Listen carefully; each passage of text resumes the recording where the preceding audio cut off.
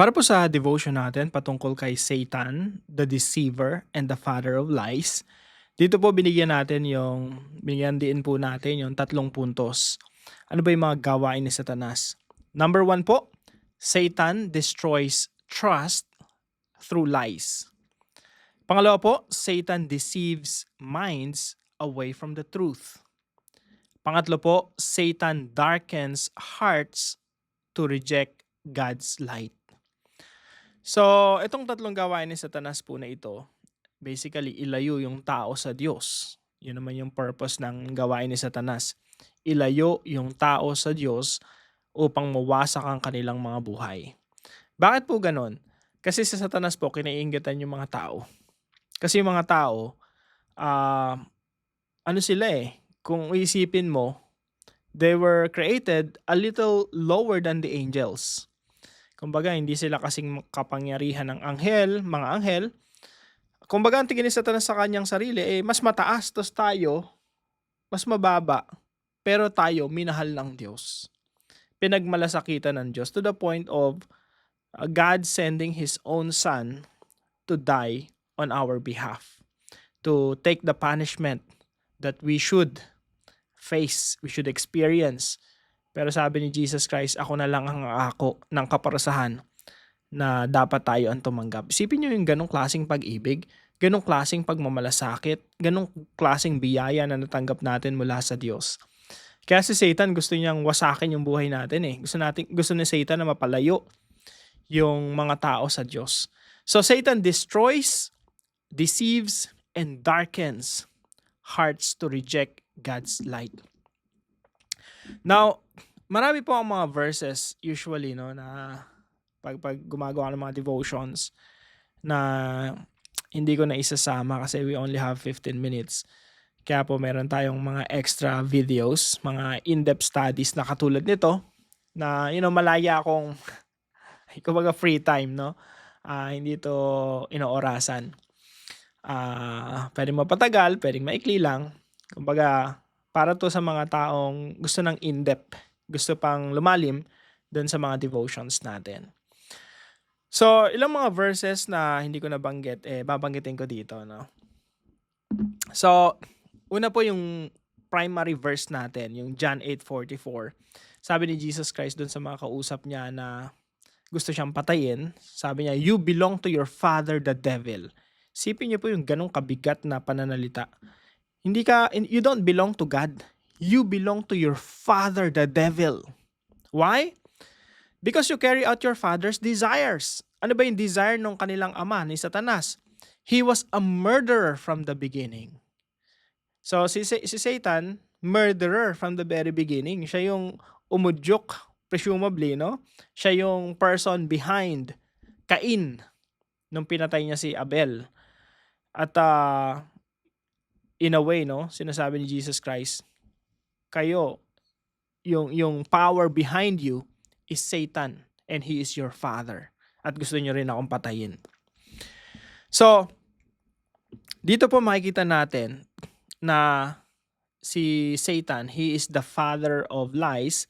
He is the first murderer. No, kung si Cain, siya yung first murderer, the power behind that murder is Satan. So sabi dito, when he lies, he speaks his native language, for he is a liar and the father of lies. Dito po sa Romans chapter 1 verse 21, panoorin nyo na yung devotion natin, no? Patungkol dito sa mga verses na ito. Titingnan ko yung mga hindi ko na isama. Ito, 2 Corinthians chapter 4 verse 4. Sabi po rito, the God of this age has blinded the minds of unbelievers so that they cannot see the light of the gospel that displays the glory of Christ, who is the image of God. So yung gospel, ang gusto ng gospel, pag pinapangaral natin yung gospel, makita ng mga tao yung liwanag ni Kristo. Pero yung work, yung gawain ni Satanas, bulagin yung mga tao. The God of this age has blinded the minds of unbelievers so that they cannot see, upang hindi nila makita ang liwanag ng ebanghelyo na sabi rito sa Tagalog, no, ng kaluwalhatian ni Kristo na siyang larawan ng Diyos. Another verse po ay 1 John chapter 3 verse 8. Dito na po ako magtatapos, no. Bagamat si Satanas, yun yung work niya, no, to blind people, spiritually speaking, to harden their hearts, patigasin yung kanilang mga puso, to darken, padilimin yung kanilang mga puso. Pero alam niyo po, hindi po siya magwawagi sa kapangyarihan ng Ebanghelyo. Hindi po siya magwawagi sa Panginoong Hesukristo. Sa katunayan nga po, sabi po sa 1 John chapter 3 verse 8, "The one who does what is sinful is of the devil, because the devil has been sinning from the beginning." Yes, may pagkilos ang dyablo, pero pansinin niyo po ito, napakaganda po. The reason, ito yung pinakadahilan. The reason the Son of God appeared was to destroy the devil's work. Ibig sabihin, naparito ang ating Panginoon Jesucristo upang wasakin ang gawain ni Satanas at palayain ang mga tao mula sa kapangyarihan ng dyablo at ng kasalanan. Kaya nga po, makakasiguro tayo mga kapatid na ang Ebanghelyo ng Panginoon Jesucristo ay patuloy na lalaganap. Patuloy na maipapangaral ang aral ng Ebanghelyo, ang pagdating ng ating Panginoon Jesucristo, ang kanyang pagkamatay at muling pagkabuhay at kasalukuyang paghahari. Yan po ay maipapangaral sa buong mundo. At patuloy na maipapangaral hanggang sa dumami hanggang sa mapuno yung buong mundo ng mga mananampalataya at tagasunod ng ating Panginoon Jesucristo. Alin sunod sa kapahayagan ng ating Panginoon Jesucristo sa Matthew 28:18-20 na sinasabi sa kanyang mga alagad na humayo kayo, gawin ninyong mga alagad ko lahat ng mga bansa. Go disciple the nations and teach them to obey everything I have commanded you. Yan po ay tinatawag nating Great Commission at yan po ay magtatagumpay. Dahil po yan po ang kaparaanan ng Diyos para wasakin ang gawain ng dyablo.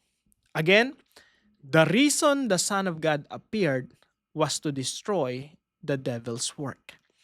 At habang ipinapangaral natin yung Ebanghelyo mga kapatid, tayo po ay nagiging kasangkapan ng Diyos upang wasakin ang gawain ni Satanas. Magandang araw po. I hope na pagpala po kayo ng mga in-depth studies natin at mga devotions natin.